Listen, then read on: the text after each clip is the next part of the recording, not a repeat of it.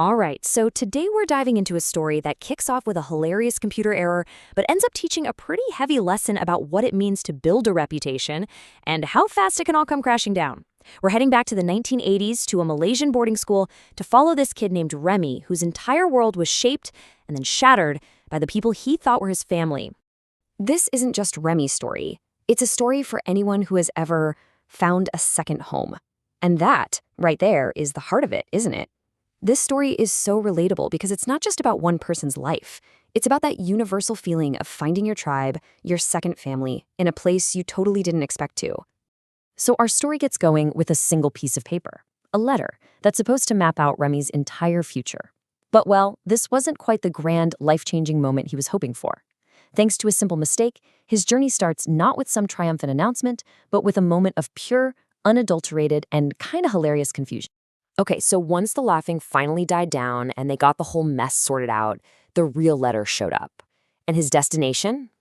The formidable Skalalaktan Sayed Sheikh Shahabuddin, or STSSS. This was it. No more jokes.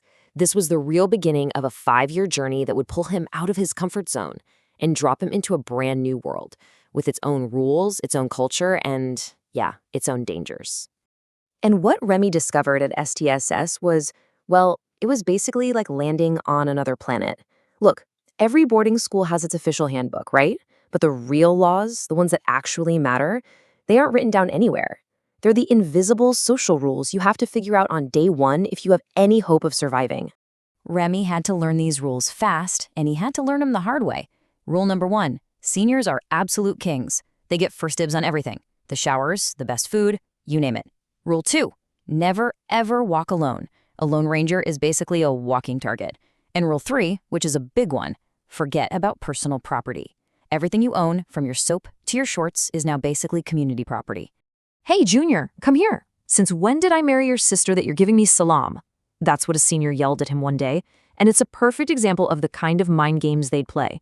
Even something as simple as a respectful greeting could be twisted into a power play. The only way to win was to refuse to play. You just had to be humble, say sorry, and get out of there. It required a really thick skin. So, in this super strict, almost military-like world, how does a new kid even begin to make a name for himself? For Remy, it wasn't about being the star athlete or the best student. No, his power, his influence, it came from somewhere totally unexpected. He became the guy with the keys to the school co-op, the coop. And you know what? Those keys gave him a very unique kind of power.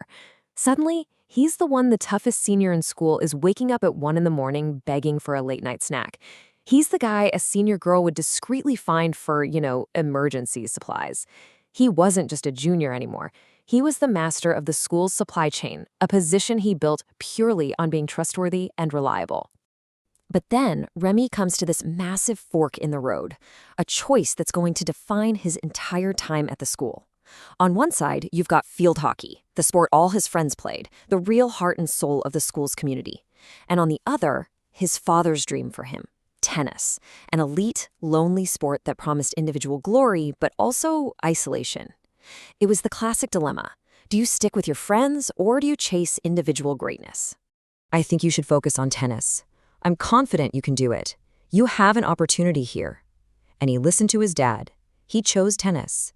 And while that decision got him a lot of respect from the teachers, he didn't realize it at the time, but it was also planting these tiny seeds of resentment among his friends.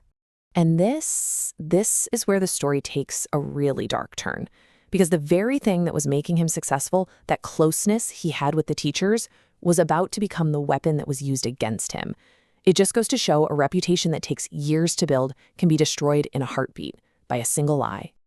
All those hours he spent at the co-op, all those extra tennis matches he played with the teachers, they earned him a nickname, Teacher's Pet. And what started as kind of a joke, maybe even a little sign of respect, it slowly started to twist and curdle into something much uglier. Respect turned into suspicion, and that suspicion festered into envy. And then the trap was sprung. A bunch of seniors get busted sneaking out of the dorms. This is a huge scandal. And in the chaos that follows, a single poisonous rumor starts to spread like wildfire. Remy was the one who snitched.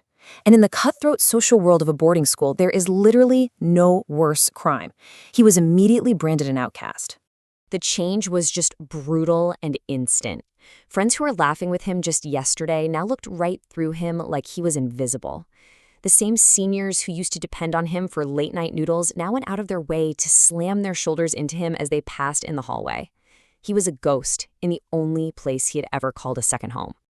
In the blink of an eye, the entire world he had so carefully built for himself just shattered into a million pieces. All that trust, all those friendships, all the late-night talks, gone. And for what? A lie he didn't even tell? He was completely, utterly alone, an outsider in the one place he thought he truly belonged. So what do you do in a situation like that? I mean, really?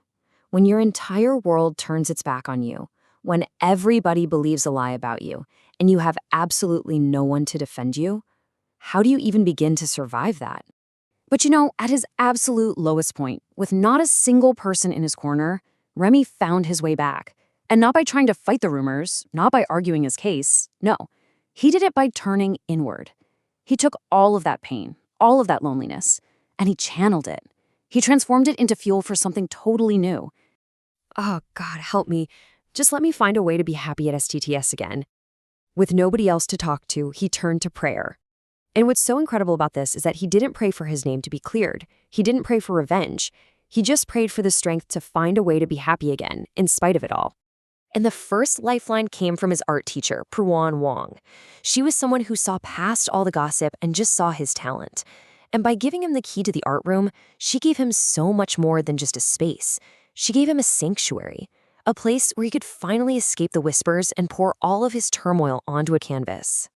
And right around that same time, a new professional tennis coach, a Mr. Menon, showed up at the school. And with him came a brand new, all-consuming focus for Remy. That goal his father had set for him, to become the school's first state-level player, it wasn't just some ambition anymore. It became his mission. And this is how he clawed his way back. The art room became his therapy, a place for quiet escape. The tennis court became his battleground, a place where he could channel all that anger and hurt into power and discipline. And slowly, the whispers and the stares, they didn't disappear, but they started to fade into the background. He was no longer letting himself be defined by what other people said about him. He was forging a new identity, completely on his own terms. Remy's journey leaves us with this really powerful question to think about. Maybe our worst trials aren't just obstacles we have to get over. Maybe they're the very experiences that carve us into the people we're supposed to become, building a kind of strength inside of us we never even knew we had. It really makes you wonder, doesn't it? What parts of you were forged in your own fire?